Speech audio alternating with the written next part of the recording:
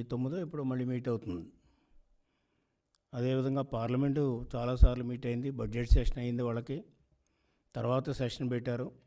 చాలా స్టేట్స్లో ఈవెన్ బాగా కోవిడ్ ఉన్నటువంటి మహారాష్ట్ర ఇటువంటి స్టేట్సే వాళ్ళు అసెంబ్లీ పెట్టుకుని పూర్తి డిబేట్లతో చేశారు. మరి పార్లమెంట్కి లేనిది, మిగతా అసెంబ్లీస్కి లేనిది, అసలు ఆంధ్రప్రదేశ్కి కోవిడ్ వంక మీద ఎందుకు పిలవడం లేదు, అసెంబ్లీ ఎందుకు ఎక్కువ కాలం పెట్టలేకపోతున్నారంటే జగన్మోహన్ రెడ్డికి భయం. అసెంబ్లీ అంటే భయం, ప్రతిపక్షం అంటే భయం, ఇంకా ప్రజలంటే భయం కూడా మొదలైంది. అందుచేతే అతను ఎక్కడికి కూడా బయటకు కూడా రావడం లేదు. ఆ విధంగా రేపు ఒక్కరోజే సెషన్ పెడతామనేటువంటిది ప్రభుత్వం నిర్ణయించడానికి తీవ్రంగా అభ్యంతరం తెలియపరుస్తున్నాం తెలుగుదేశం లెజిస్లేచర్ పార్టీ, ఇటు కౌన్సిల్ కానీ అటు అసెంబ్లీ కానీ. ఎందుచేతంటే ఒక రోజులో జరిగేది ఏమీ లేదు. మరొక వైపు వాళ్ళు 14 ఆర్డినెన్సెస్ ఉన్నాయి. అవన్నీ కూడా బిల్స్ రీప్లేస్ చేయాలి, రూల్స్ ప్రకారంగా, రాజ్యాంగ ప్రకారంగా ఉందని వాళ్ళే చెప్తున్నారు. 14 ఆర్డినెన్సెస్ రేపు ప్రవేశపెట్టి ఏ విధమైనటువంటి డిబేట్ లేకుండా, ప్రతిపక్షం లేకుండా పాస్ చేసుకుంటే పబ్లిక్ ఏవి ఉపయోగపడతాయో ఒకసారి ఆలోచించవలసినటువంటి అవసరం ఉంది. ఎంచేతంటే ఒక ఆర్డినెన్స్ కానీ, బిల్లు కానీ, ఒక డెసిషన్ కానీ గవర్నమెంట్ తీసుకునేటువంటి అధికారం ఉన్నప్పటికీ కూడా అవి పరిపూర్ణంగా చర్చించేటువంటి బాధ్యత, వాటి యొక్క మెరిట్స్ డిమెరిట్స్ను ఎక్స్పోజ్ చేసేటువంటి బాధ్యత అసెంబ్లీకి, అదేవిధంగా మెంబర్స్కి, అపోజిషన్కి ఉంటుంది.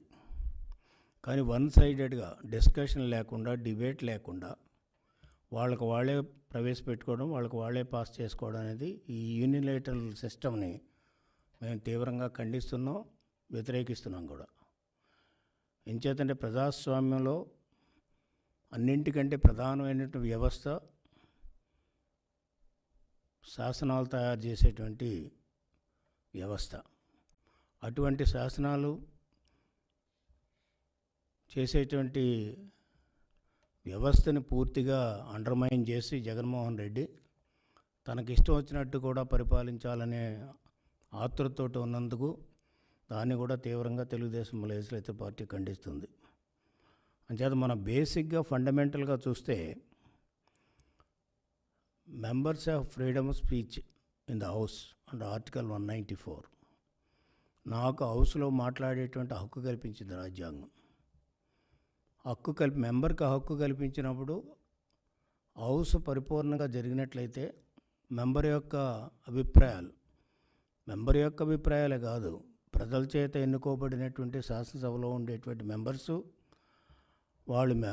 అభిప్రాయం చెప్పడమే కాకుండా ప్రజల యొక్క అభిప్రాయాన్ని కూడా తెలియపరిచేటువంటి అవకాశం కల్పించింది రాజ్యాంగం. అటువంటి ఫ్రీడమ్ ఆఫ్ ఎక్స్ప్రెషన్ ఈ స్పెషల్ ప్రివిలేజ్ మెంబర్స్కి ఉండేటువంటిది. ఆ మెంబర్స్కి ఉండేటువంటి special privilege it's more than fundamental right. అటువంటి హక్కును కూడా కాలరాసేటువంటి సిస్టము ఈ జగన్మోహన్ రెడ్డి అడాప్ట్ చేస్తూ ఉన్నాడు.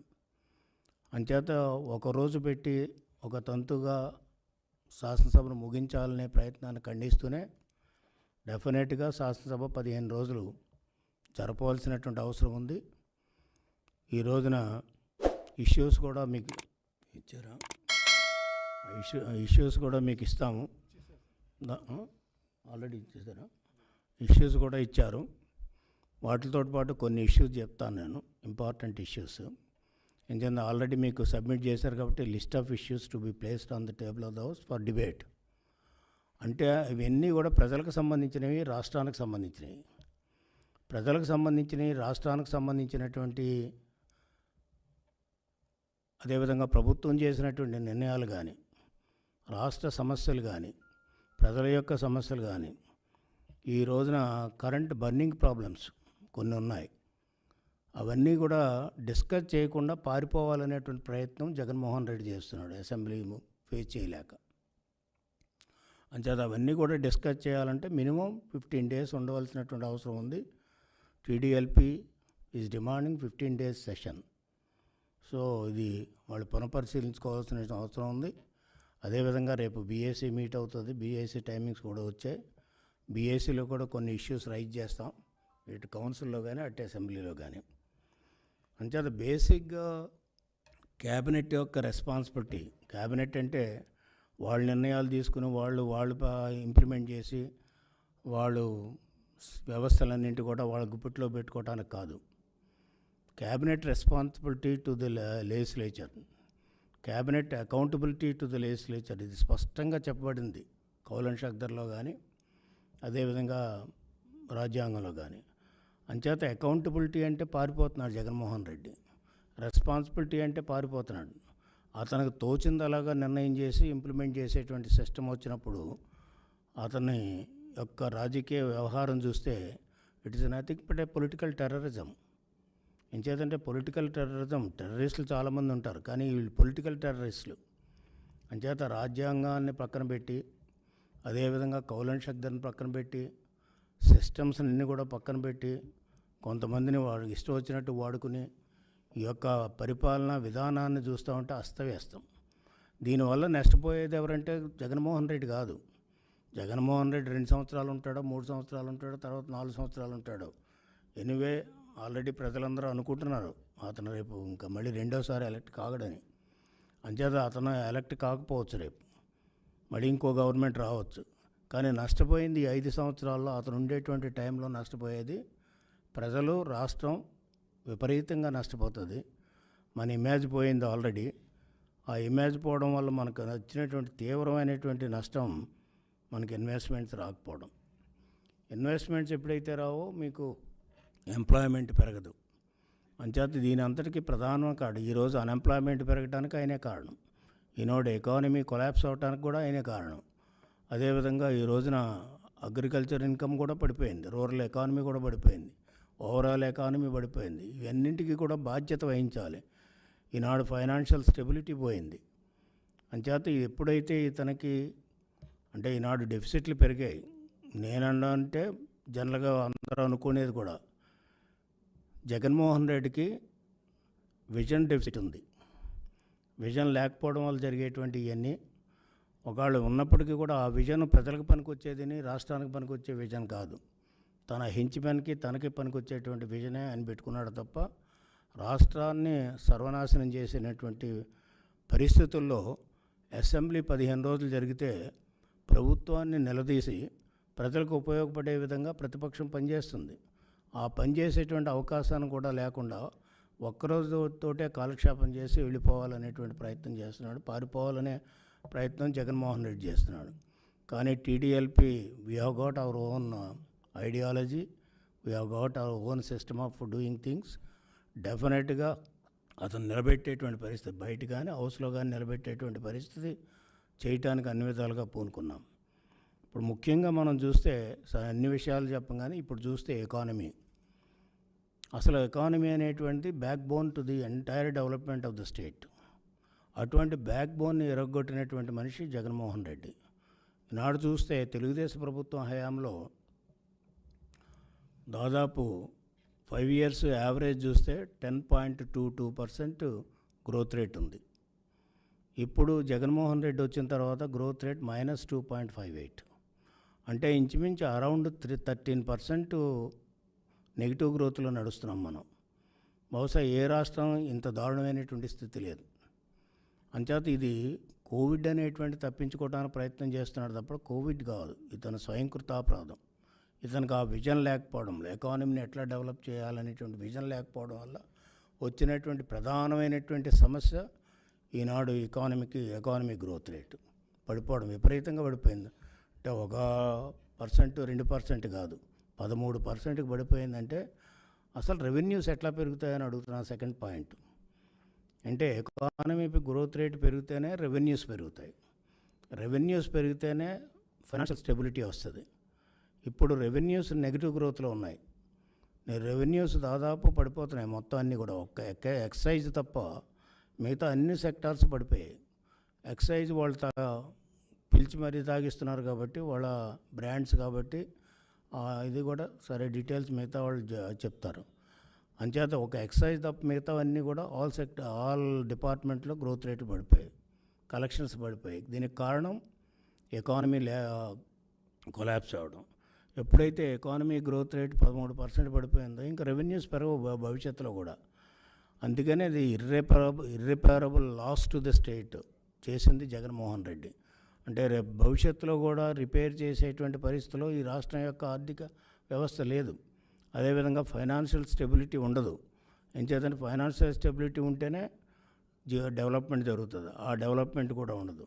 ఈ రోజున ఫేక్ సెక్షన్స్ కూడా మొదట్లో డబ్బా వాయించాడు, అడ్వర్టైజ్మెంట్స్ ఇచ్చారు, ఇవన్నీ ఇచ్చారు. కానీ అది చూస్తే వెహికల్ సెక్షన్ అలొకేషన్స్ కూడా రాను పడిపోతున్నాయి. ఇప్పుడు మొదట్లో ఇచ్చినటువంటి ఆ అమౌంట్ కూడా ఇప్పుడు ఇవ్వకపోవడం వల్ల ఆ వెహికల్ సెక్షన్లో కూడా ఎస్సీ, ఎస్టీ, బీసీ మైనారిటీస్లో, ఈబీసీస్లో కూడా ఒక కమోషన్ కలిగింది. ఎంచేతంటే వాళ్ళకి రావాల్సినవి కూడా రావడం లేదు. On the other hand SC, ST, BC minorities యొక్క స్పెషల్ కాంపోనెంట్ ప్లాన్ అంతా కూడా డైవర్ట్ చేశారు. మొత్తం అంతా కూడా డైవర్ట్ చేస్తే దానివల్ల కాన్సిక్వెన్స్ ఏమవుతుందంటే ఆ ఏరియాలో ఎస్సీ కాలనీస్లో కానీ, ఎస్టీ కాలనీస్లో కానీ ఆ ఏరియాస్లో మాత్రం ఏ విధమైనటువంటి డెవలప్మెంట్ చేపట్టడానికి అవకాశం లేకుండా ఆ డబ్బు కూడా వేరే పర్పస్కి ఉపయోగించేసుకున్నాడు, డైవర్ట్ చేశాడు. ఈ విధంగా చేయడం వల్ల ఫైనాన్షియల్ స్టెబిలిటీ లేకపోవడం వల్ల జీతాలు ఇవ్వలేకపోతున్నాడు. డిఏలు దాదాపు 7 డిఏస్ ఉన్నాయి. అదేవిధంగా పిఆర్సీ ఏమో ఇప్పటివరకు కూడా ఫైనలైజ్ చేయలేదు. సరే, సిపిఎస్ వారంలో ఇస్తా అన్నది అది ఫైనలైజ్ చేయలేదు. అంచేత ఈ సమాజంలో ఉండేటువంటి ప్రతి సెక్షన్ కూడా అతను చేసినటువంటి తప్పుడు నిర్ణయాల వల్ల, అతను చేసినటువంటి విధానాల వల్ల మొత్తం సమాజంలో ఉండేటి అందరూ కూడా ఎఫెక్ట్ అయ్యారు. స్టూడెంట్స్ ఎఫెక్ట్ అయ్యారు, అదేవిధంగా టీచర్స్ ఎఫెక్ట్ అయ్యారు, అదేవిధంగా లెక్చరర్స్, ఎయిడెడ్ కాలేజెస్ ఎఫెక్ట్ అయ్యాయి, అదేవిధంగా వెహికల్ సెక్షన్స్ ఎఫెక్ట్ అయ్యారు. ఈ హౌసింగ్ మళ్ళీ 10,000 రూపాయలు వసూలు చేస్తాడట ఒక్కొక్కరి దగ్గర, పట్టా దగ్గర వసూలు చేసి ఆ 10,000 రూపాయలు తీసుకుని అప్పుడు రిజిస్ట్రేషన్ చేస్తారు. ఇదో కొత్త సిస్టమ్. ఇప్పుడు 83లో పక్కా ఇళ్ళు మొదలుపెట్టాం మేము. అప్పటి నుంచి కూడా పట్టాల దగ్గర, ఈచ్ పట్టా దగ్గర మీరు రిజిస్ట్రేషన్ చేసుకోవాలంటే 10,000 రూపాయలు ఇవ్వండి అని అడుగుతున్నారు.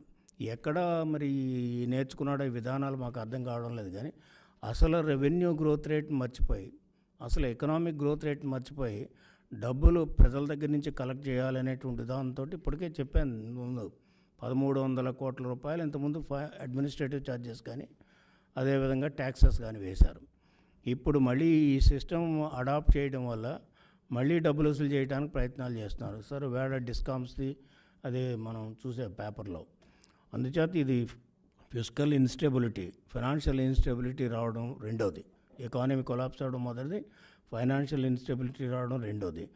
మూడోది వచ్చేటప్పటికి ఈనాడుకు ఉండేటువంటి చూస్తే, మూడోది వచ్చేటప్పటికి ఎప్పుడైతే జగన్కి సరి అయినటువంటి విజన్ లేదో, ఈరోజు అప్పులు విపరీతంగా పెరిగాయి. అంటే అప్పుల మీదే ఆధారపడింది తప్ప గవర్నమెంట్, ఇంతకుముందు కూడా చెప్పాను, దాదాపు ఈ సంవత్సరం అంతానికి 5 లక్షల కోట్ల పైచీలకు అప్పులు కాబోతున్నాయి ఈ రాష్ట్రానికి. అంటే దాదాపు భవిష్యత్తులో 1,00,000 కోట్ల రూపాయలు ప్రిన్సిపల్ అమౌంట్ కానీ అదేవిధంగా ఇంట్రెస్ట్ కానీ కట్టాలి ఈ ప్రభుత్వం. అంచేత భవిష్యత్తులో వీళ్ళకి అప్పులు కూడా దొరకవు. అంచేత అప్పులు కూడా ఇప్పటికే సీల్ చేసేస్తున్నారు ఎక్కడికక్కడ. మొన్న గవర్నమెంట్ ఆఫ్ ఇండియా రిలీజ్ చేసింది కొంత అమౌంట్, ఏది మన 0.5%లో కొంత రిలీజ్ చేశారు. మన స్టేట్కి మాత్రం 11 స్టేట్లకు ఇచ్చారు, కానీ మన స్టేట్కి మాత్రం దాంట్లో ఏ విధంగానూ షేర్ రాలే. ఎందుకు రాలేదంటే వీళ్ళు చేసేటువంటి విధానాలు, క్యాపిటల్ ఎక్స్పెండిచర్ వీళ్ళు ఖర్చు పెట్టడం లేదనేటువంటి చాలా స్పష్టంగా చెప్పారు. వీళ్ళు ఈ సంవత్సరం ఈనాటికి 11,00,000 కోట్ల రూపాయలు క్యాపిటల్ ఎక్స్పెండిచర్ ఖర్చు పెట్టవలసి వస్తే 6,500 కోట్లు మాత్రమే వీళ్ళు ఖర్చు పెట్టారు ఇప్పటికీ. అంచేత మనకి ఎలిజిబిలిటీ రాలేదు. దాంట్లో వాళ్ళు ఇచ్చినటువంటి షేర్లో మనకి ఎలిజిబిలిటీ ఎలిజిబిలిటీ రాకపోవడం వల్ల ఆ విధంగా నష్టం జరిగింది. అందుచేత ఈ యొక్క ఫిస్కల్ మేనేజ్మెంట్లో పూర్తిగా వైఫల్యం చెందింది. ఎకానమీని పెంచడంలో పూర్తిగా వైఫల్యం చెందారు. అదేవిధంగా ఫైనాన్షియల్ స్టెబిలిటీలో పూర్తిగా వైఫల్యం చెందారు. ఈ 3 ప్రధాన కారణం వల్ల రాష్ట్రంలో ఉండేటువంటి అన్ని సెక్టార్స్ కూడా కుంటుపడ్డాయి. ఈ కుంటుపడ్డాన్ని ఇన్ని ఇష్యూస్ మీకు ఇచ్చినటువంటి లిస్ట్ కానీ ఇటువంటి ప్రధానమైనటువంటి సమస్యలు ఉన్నప్పుడు, అప్పులు విపరీతంగా పెరుగుతున్నప్పుడు, ఇవన్నీ ప్రధానమైనటువంటి సమస్యలు పరిష్కరించడానికి, డిబేట్ చేయడానికి, అపోజిషన్ డిబేట్ చేయడం కదా, అవసరం అయితే సలహాలు కూడా ఇస్తాం. అవన్నీ చేయటానికి శాసనసభ అదేవిధంగా కౌన్సిల్ కానీ 15 రోజులు జరపవలసినటువంటి అవసరం ఉంది. ఆ విధంగా జరపకపోవడం చూస్తూ ఉంటే వీళ్ళకి శాసనసభల మీద గౌరవం లేదు, ఏ వ్యవస్థ మీద గౌరవం లేదు. అతను అనుకున్న దాని మీద అతనికి గౌరవం తప్ప వ్యవస్థల మీద గౌరవం లేకుండా వ్యవస్థలను చిన్నాభిన్నం చేసినటువంటి ఘనుడు ఎవరంటే ఈ మన జగన్మోహన్ రెడ్డి గారు. అంచేత 15 రోజులు జరపాలి. దీనివల్ల వచ్చినటువంటి కాన్సిక్వెన్సెస్ చూస్తే పేదరికం పెరిగింది. మొన్నటి వరకు పేదరికం తగ్గుతూ వచ్చింది, ఇప్పుడు పేదరికం పెరిగింది. అదేవిధంగా ఆర్థిక అసమానతలు పెరుగుతున్నాయి ఈ ప్రభుత్వంలో. ఇవి ప్రధానమైనటువంటి అంశాలు. మేము ఇంత డబ్బు ఖర్చు పెడుతున్నాము బలహీన వర్గాలకు అంటున్నారు, కానీ నేను ఒకటే కృషి, ఎందుకు పేదరికం పెరుగుతుంది మీ ఇంత డబ్బు ఖర్చు పెట్టినప్పుడు? అంటే మీ అసమర్థత. అదే మీరు చేసేటువంటి అవి చెప్పడం, అడ్వర్టైజ్మెంట్లు ఇచ్చుకోవడమే తప్ప రియాలిటీగా చూసినట్లయితే పేదరికం పెరుగుతుంది, ఆర్థిక అసమానతలు కూడా పెరుగుతున్నాయి. దీనికి ప్రధానమైనటువంటి బాధ్యత గవర్నమెంట్ వహిస్తూనే government should be accountable to the legislature, government should be responsible to the legislature. ఆ విధమైనటువంటి రెస్పాన్సిబిలిటీ, అకౌంటబిలిటీ తప్పించుకోవడానికి జగన్మోహన్ రెడ్డి పారిపోతూ ఒకరోజు మాత్రమే అసెంబ్లీ పెడుతున్నాడు. దీన్ని మేము తీవ్రంగా ఖండించి 15 రోజులు కంపల్సరీగా అసెంబ్లీ పెట్టాలని డిమాండ్ చేస్తున్నాం. చూస్తాం, ఇంకా టైం ఉంది కదా, టైం ఉంది. ఇంకా రేపటి వరకు ఉంది. రేపు 8 గంటలకు 9 గంటల మీది, రేపు 9 గంటల కదా, 8:30కి బీఎస్సీ అసెంబ్లీలో. 8 లోపల డిసైడ్ చేస్తాం ఏం చేయాలనేది.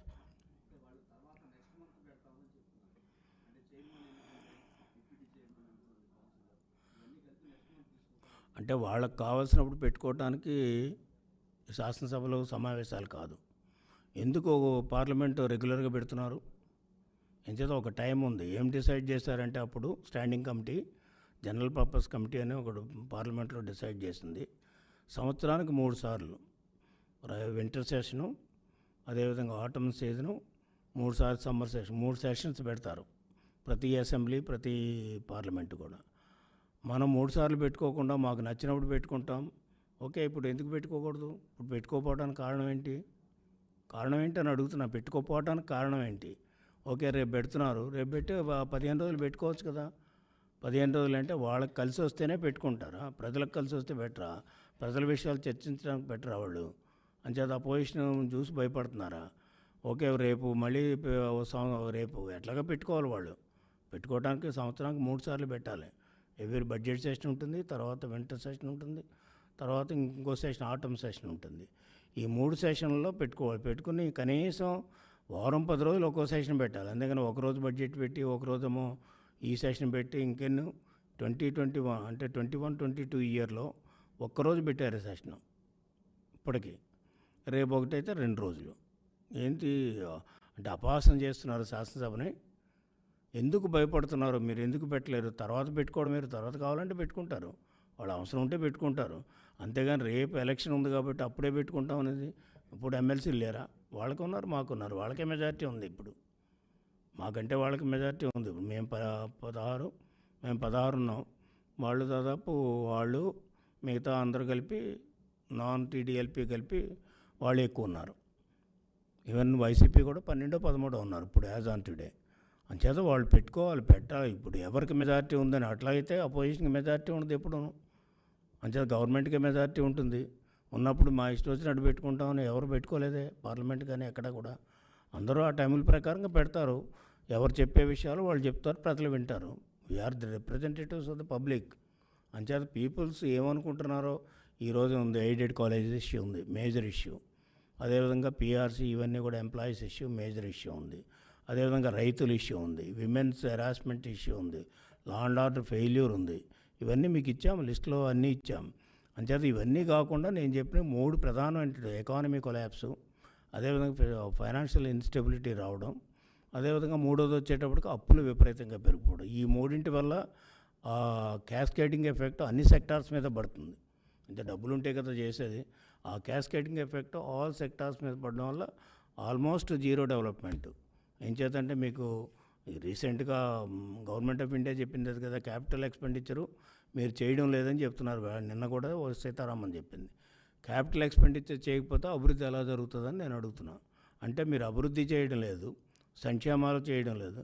ఏమీ చేయకుండా మీరు కాలక్షేపం చేస్తూ మొత్తం న్యాచురల్ రిసోర్సెస్ వాళ్ళకి ఎక్కడైతే ఆదాయం వస్తుందో వాళ్ళ పార్టీ నాయకులకి వాళ్ళకి అక్కడ మాత్రం పనిచేస్తున్నారు తప్ప ప్రజల గురించి పనిచేయడం లేదు ఈ ప్రభుత్వం.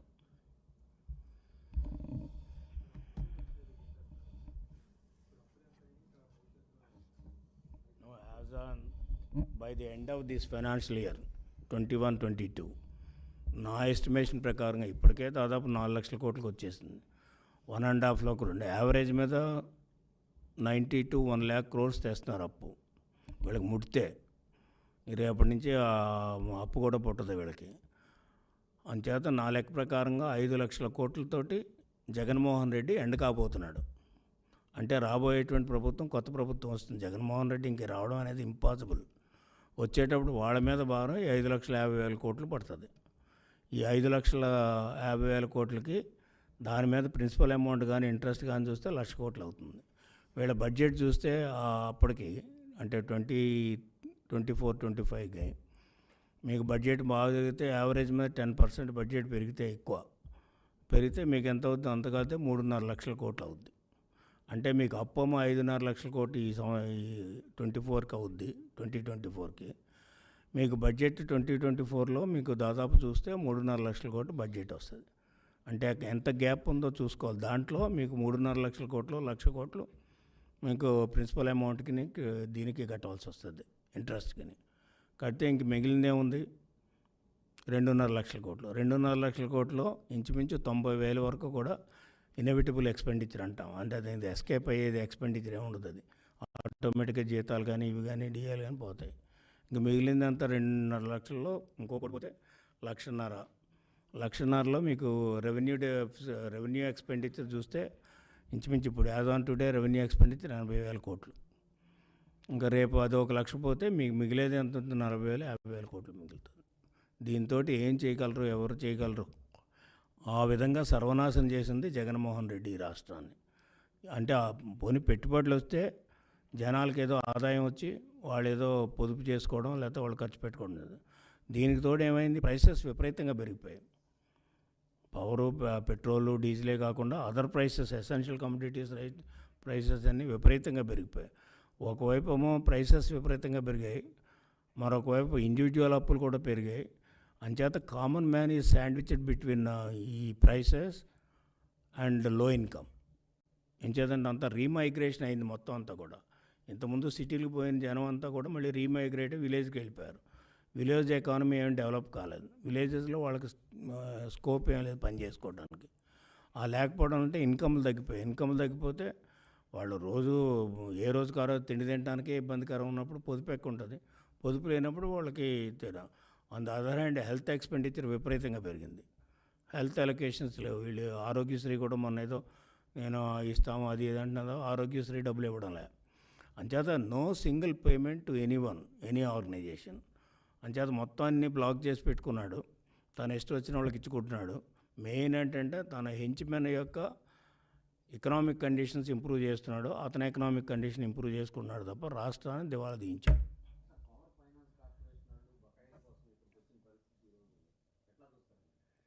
అంటే బకాయిలు పవర్ ఫైనాన్స్ కార్పొరేషను ఇది ఢిల్లీ వాళ్ళు వచ్చారు. వాళ్ళకి బకాయిలు చెల్లించాలి. వీళ్ళు చెల్లించకపోతే ఏముందంటే ఫర్దర్ లోనింగ్ ఇవ్వరు.